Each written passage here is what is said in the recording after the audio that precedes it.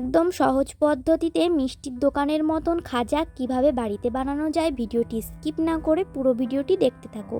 খাজা বানানোর জন্য আমি এখানে প্রথমে 3 কাপ ময়দা নিয়ে নেব। আমি এখানে চায়ের কাপ মেপে ময়দাটা নিচ্ছি। এইবার ময়দার ভেতরে দিয়ে দেব সামান্য পরিমাণে লবণ আর 2 চামচ মতন সাদা তেল।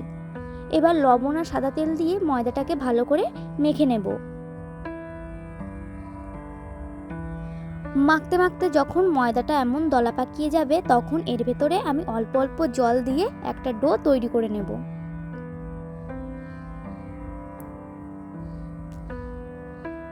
চায়ের কাপ মেপেই আমি অল্প অল্প জল দিয়ে আমি একটা ডো তৈরি করে নিয়েছি। দেখো ডোটা কেমন নরম তৈরি করতে হবে সেটাও আমি দেখিয়ে দিচ্ছি।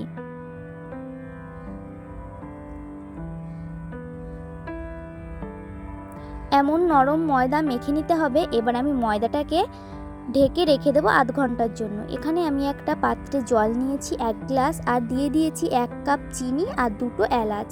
এবার একটু নাড়াচাড়া করে নেব। নাড়াচাড়া করে জলটাকে জাল হওয়ার জন্য রেখে দেব।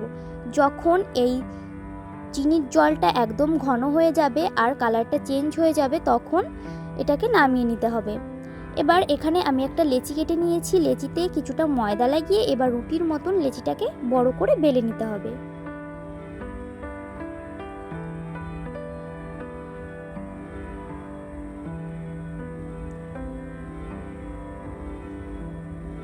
এখানে আমি লেচিটাকে রুটির মতন দেখো কতটা পাতলা বেলেছি, এইরকম বেলে নিতে হবে।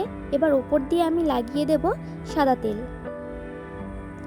ভালো করে সাদা তেলটা লাগিয়ে নিয়ে উপর দিয়ে দেব গুঁড়ো ময়দা দিয়ে এবার ময়দার উপরে রেখে দেব আর একটা রুটির লেয়ার। ঠিক একইভাবে আবারও আমি একটা রুটিতে তেল আর ময়দা লাগিয়ে নিয়েছি। এবার তার উপরে আর একটা রুটি রেখে দিয়েছি। এবার একইভাবে পরপর আমি রুটিগুলো রাখতে রাখতে মোট আমার 5টা রুটি হয়েছিল। ঠিক একইভাবে তেল আর ময়দা লাগিয়ে আমি পরপর রুটিগুলো লেয়ার করে লাগিয়ে নিয়েছি। এবার এক পাশ থেকে এই সব কয়টা রুটিকে রোল করে নেব আর রুটির এক পাশটায় আমি লাগিয়ে দিচ্ছি জল দিয়ে এই রোলটাকে সিল করে দিতে হবে। এইবার আমি একটা চাকুর সাহায্যে এই রোলটাকে কেটে নেব।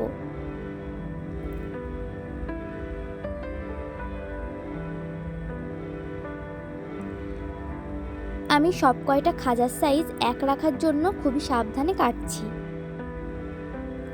ঠিক একইভাবে আমি এখানে সব কয়টা খাজা কেটে নেব। দেখো খাজাগুলো কেমন হয়েছে। এবার একটা খাজা নিয়ে আমি আলতো হাতে খাজাটাকে একটু বেলে নেব।